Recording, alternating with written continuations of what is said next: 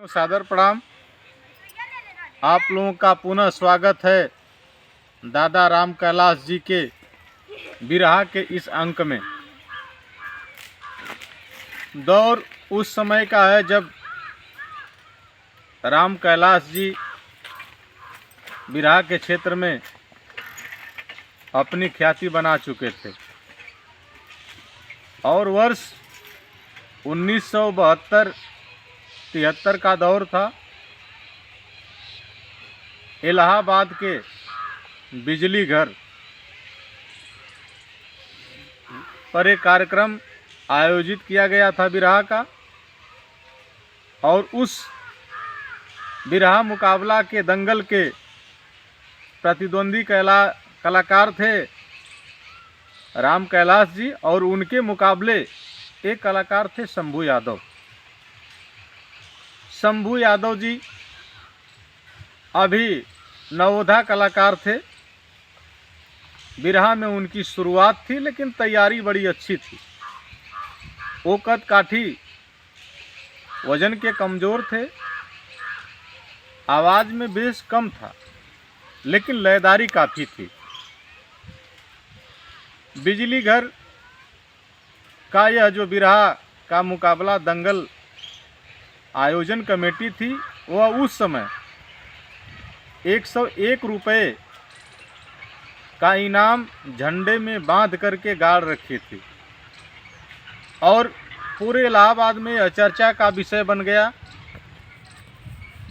कि जवाबी बिरहा का दंगल मुकाबला होगा। और समय से शाम से ही बिरहा के दर्शक बड़ी ही तादाद में जुटना शुरू हो गए थे कि आज दादा राम कैलाश का बिरहा झंडा पे हो रहा है। उस समय शाम को 8 बजे से बिरहा की दोनों पार्टियां, एक तरफ दादा राम कैलाश जी और दूसरे तरफ शंभू यादव जी की पार्टी आमने सामने बैठी है, और बीच में बिरहा की श्रोताओं की बहुत बड़ी भीड़ खड़ी थी। जैसे ही राम कैलाश जी अपने बिरहा के मंच पर पहुँचे, वहाँ की जनता ने जोरदार तालियों से इनका गर्मजोशी से स्वागत किया। उनके कुछ देर के बाद वह नवोधा कलाकार शंभू यादव जब अपनी टीम के साथ मंच पे पहुँचे, तो जनता ने वहाँ पे विरोध प्रदर्शन शुरू कर दिया। लोग आयोजक मंडल को गाली देना शुरू कर दिए कि कहाँ पहाड़ जैसा विराट गायक दादा राम कैलाश, और कहाँ यह 2 दिन का बच्चा, ये तो टिक भी नहीं पाएगा। कमेटी के लोगों ने गद्दारी किया है, भगाओ भगाओ, ऐसा शोर वहाँ जो है शाम को ही शुरू हो गया।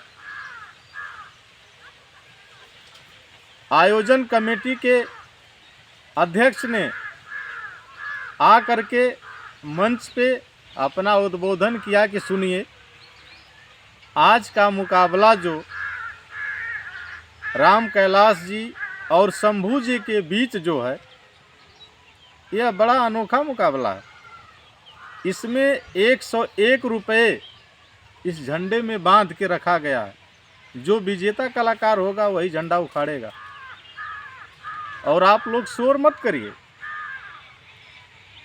बिरहा सुनिए। लेकिन पब्लिक कहाँ माने।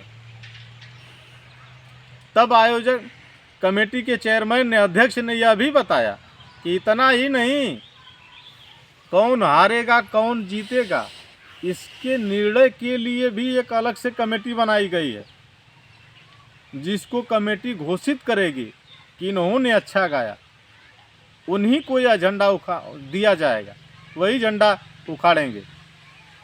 ये नहीं कि अपने मन से कोई झंडा उखाड़ लेगा। तब जा कर के जनता शांत हुई। और शुरुआत लोगों ने कहा कि इसी से कराइए, शंभू से, क्योंकि नया कलाकार है, एक गाने के बाद भाग जाएगा ढोलक हारमोनियम लेकर के। ये हुआ कि नहीं, दादा राम कैलाश गाएंगे। तो जैसे ही ये शुरू किए, लोग लगे हुर्रा करने, मजबूरन इनको बैठना पड़ा और शंभू यादव शुरुआत की।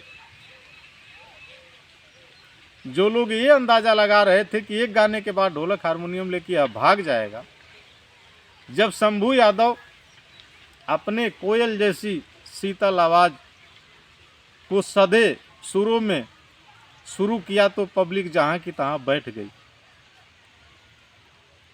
पब्लिक अपलक देखने लगी कि अरे ये तो जादू है, ये तो बिरहा की चिनगारी है, बड़ा गजब गा रहा है। उसी में कुछ दर्शक जब गीतों के भाव अंदाज जमना शुरू हुए तो पैसे की बौछार भी शुरू हो गई। अब शंभू जैसे नवोधा कलाकार को जब पैसे पर पैसे की लाइन लग गई, उसकी झोरी भर गई, मन बढ़ गया और जम के अपनी गीतों की अदायगी शुरू किया। एक गीत जब शंभू यादव की समाप्त हुई, उस समय लोग नोटों को गमछी में झोरी बांध के मंच तक पहुंचाते थे, ये दशा थी। नंबर आया राम कैलाश जी का। राम कैलाश जी को भी अंदाज़ा लग गया कि मैं हूँ तो बहुत नामी गवैया, लेकिन ये भी कम नहीं है। महसूस कर गए थे कि मुकाबला बड़ा जटिल होगा। जहाँ से शंभू यादव गा रहे थे वहीं से ये भी गाना शुरू किए, लेकिन शंभू की अदायगी के सामने आज बिरहा का वह बहुत बड़ा पहाड़ अपने को शून्य साबित कर रहा था। लोगों को दादा राम कैलाश के गीत मन ही नहीं भा रही थी, दशा इतनी दयनीय हो गई थी। लेकिन फिर भी सधे अंदाज में राम कैलाश जी एक गीत किसी तरह से गाए। फिर नंबर आया शंभू यादव का, और वह शंभू जिसको शाम को लोग कह रहे थे कि एक गीत में ढोलक हारमोनियम लेके भाग जाएगा, अब वह शंकर शिव शंकर भोलेनाथ की भांति विकराल रूप पकड़ लिया। दूसरी गीत जब वह गाया, गमछे में नोट बांध के लोग पहुंचाना शुरू कर दिए, और वह शंभू साबित कर दिया मंच पे दादा राम कैलाश को कि अगर आप सच में बिरहा के पहाड़ हैं तो मैं आपसे ऊंचा पहाड़ हूं। दूसरी गीत के बाद जब पुनः नंबर आता है राम कैलाश जी का, राम कैलाश जी जोड़ की गीत गाए जरूर, लेकिन वह अदायगी नहीं दे पाए। फिर तीसरा नंबर आया, यानी 8 बजे शाम से बिरहा की शुरुआत हो गई और सुबह के 8 बजने वाले थे।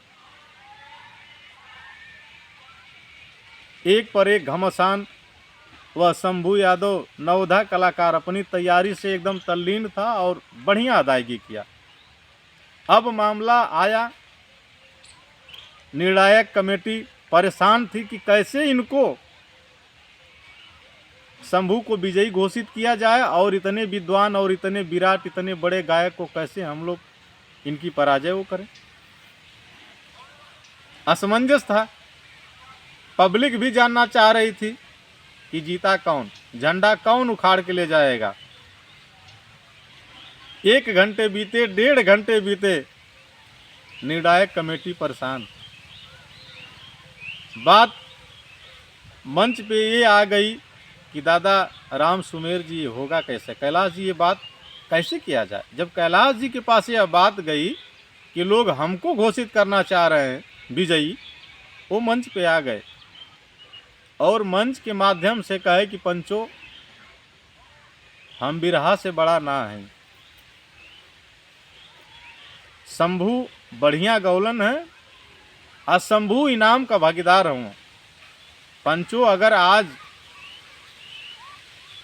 राम कैलाश के विजयी घोषित कर देवा आप लोगन तो बहुत बड़ा अन्याय हुई। बिरहा का एक जुग बीत जाई, ये अन्याय पंचो ना होके के चाहिए। सच में ये झंडा का ये मुकाबला का विजेता शंभू जी ही है। तो पंचो, अगर हमार सम्मान आप लोग रखल चाहत हुआ तो ईमानदारी से, मानवतापूर्ण तरीका से, क्योंकि वो निर्गुण निरंकारी मिशन के गायक थे और ईमानदारी उनके अंदर कूट कूट के भरी थी। सरेआम मंच पे पब्लिक से निवेदन किए और निर्णायक कमेटी से भी निवेदन किए कि अंतरात्मा यही कह रही है कि शंभू यादव विजेता है। और वहाँ पे मित्रों अपनी दरिया दिली का परिचय दिए दादा राम कैलाश जी ने। चारों तरफ पेपर पत्रिकाओं में भी यह प्रचार किया गया कि वाह अरे राम कैलाश, सच को सच कहने में तनिक भी वो नहीं हुआ। मित्रों, दादा राम कैलाश जी के संस्मरण के इस अंक में बस इतना ही। हमारी बातें आपको शंभू यादव जैसे कलाकार से राम कैलाश जी जैसे कलाकार के बीच की कैसी लगी, हम चाहेंगे कि आप अपनी राय जरिए कमेंट दें और बने रहें। अगले अंक में पुनः हम उनके जीवन से संबंधित कुछ बात बताएंगे। धन्यवाद।